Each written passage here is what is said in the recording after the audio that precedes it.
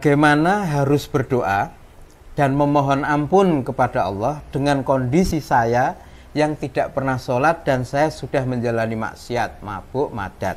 Kemudian ada satu lagi pertanyaan yang kurang lebih sama dari A. Saya malu beribadah sebab saya tuh masih maksiat.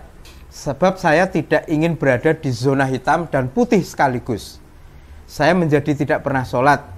Padahal saya tidak ingin termasuk golongan orang yang ketika susah mencari Allah, ketika senang melupakan Allah. Mohon bimbingan dari Mbah Nun. Jadi dua pertanyaan yang kurang lebih sama, Pak.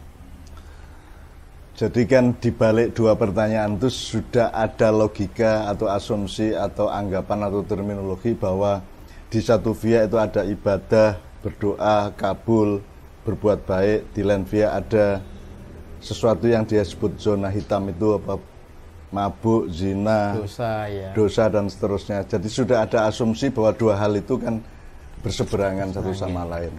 Jadi sebenarnya dia dua penanya ini sudah tahu jawabannya, sudah tahu jawabannya karena Anda tahu bahwa itu kan semacam persenyawaan kimia ya. Jadi kalau unsur A itu nggak bisa gabung sama unsur B. Misalnya ada, kalau asam sulfat berarti H2SO4, kalau NH3 berarti natrium trioksida misalnya gitu ya. Itu kan ada persenyawaan atau gabungan-gabungan atau perjodohan di dalam kehidupan yang Allah sudah tentukan dengan sunnahnya. Nah, demikian juga mabuk, zina kan tidak kompatibel dan tidak bisa bersenyawa dengan sholat, berbuat baik dan seterusnya kan begitu. Nah, Anda kan sudah tahu itu. Semua dua pertanyaan tadi sudah mengandung pengetahuan tentang dikotomi antara dua hal itu.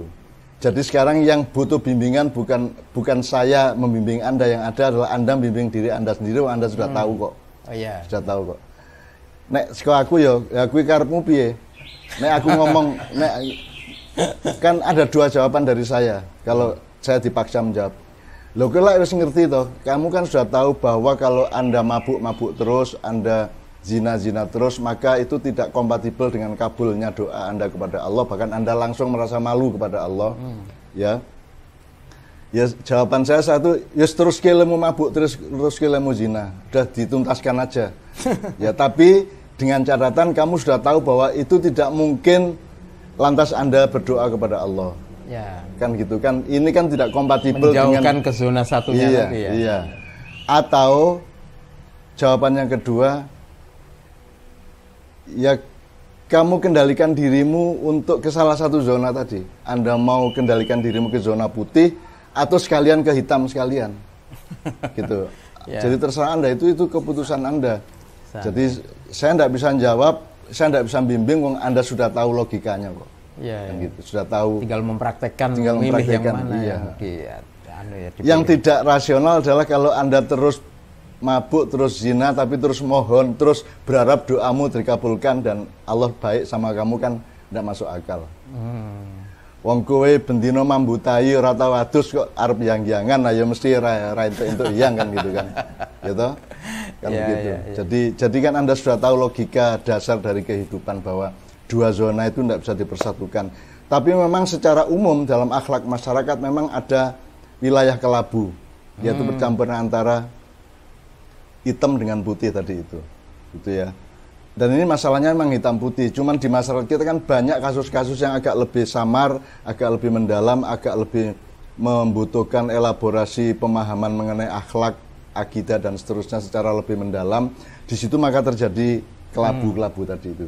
Mungkin ada panduan latihan Mbah Nun untuk dua kawan kita itu untuk misalnya memilih ke zona yang doa dengan dekat dengan Allah tadi itu, melangkah ke sana itu ada riadohnya mungkin yang perlu dilakukan. Di Ma'iyah kan saya sering menjawab atau ngasih tahu anak-anak jamaah ya. Anda mau jadi pendekar apa mau jadi orang biasa-biasa aja? Kalau Anda mau jadi pendekar, Anda lakukan yang Anda tidak sukai atau Anda tidak lakukan yang Anda sukai. Itu satu jenis riadoh.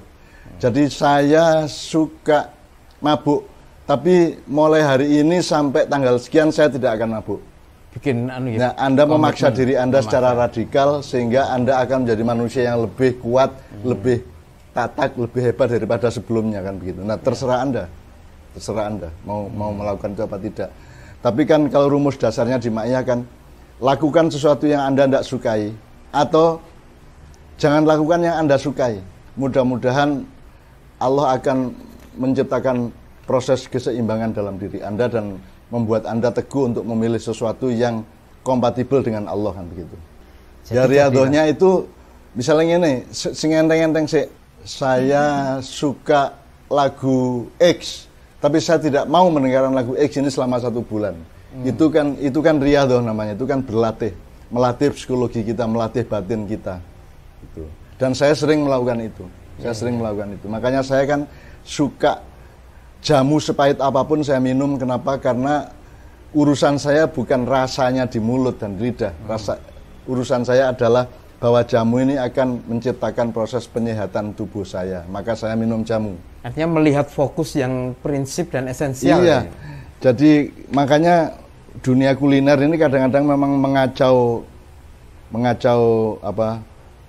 keseimbangan hidup manusia, karena kuliner itu kan urusannya enak apa tidak enak, sedep apa enggak, nyamleng apa tidak, nyos apa tidak nyos, nyus apa tidak nyus, kan gitu kan. Padahal urusan kesehatan kan bisa terbalik.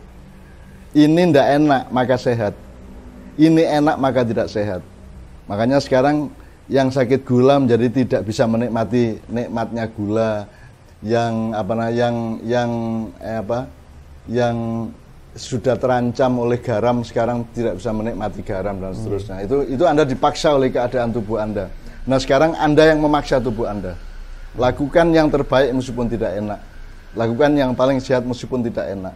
Dan jangan lakukan yang mengancam kesehatan dan kebaikan hidupmu meskipun dia sangat enak. Kalau Anda punya riado seperti itu, maka Anda akan lahir menjadi manusia baru. Kalau pada kasus 2 teman kita, 1 bulan dia misalnya menempuh komitmen tidak melakukan apa yang selama ini dia sukai, dalam hitungan 1 bulan, kira-kira yang terjadi itu apa, Mbak, reaksinya? Dia akan mengalami sesuatu yang baru. Dia akan menemukan bahwa apa yang dia pikir tidak enak itu ternyata ada kenikmatannya sendiri. Jadi manusia itu kan semua tertipu sebenarnya oleh kehidupan ini, oleh dunia ini. Yang dia pikir enak sebenarnya mengandung ketidakenaan yang lebih panjang. Apa yang sesaat tidak enak sebenarnya dia mengandung keenaan lebih panjang. Kan bisa begitu. Nah, satu-satunya cara untuk memahami dan mengenali atau mengetahui itu adalah Anda beriado atau melakukannya dengan empiris. Jadi itu KKN, kuliah kerja nyatamu adalah real KKN ya. Real KKN. Jadi Anda, kue senenganmu pacaran, kue saiki kondo pacarmu iki aku riado 3 sasi ya rasa ketemu ya gitu. Nek kue wani ngono kuwi, kue dadi menungso anyar kuwi. Wis elok entuk sertifikat khusus. Ya. Tapi apakah ini juga bagian dari latihan untuk sesuatu yang Mbah Nun sering sebut itu hakikat puasa. Kebaikan itu. Itu hakikat puasa. Hakikat puasa. Puasa itu adalah Anda tidak siap dan ikhlas tidak menikmati yang Anda suka, dan Anda bahkan Anda mau berlapar-lapar, kan Anda tidak suka lapar.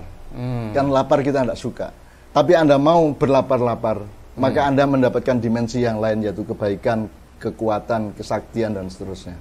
Ya. Jadi kita jangan tertipu oleh yang kasat mata atau yang kasat lidah, kasat telinga. Kasat telinga itu artinya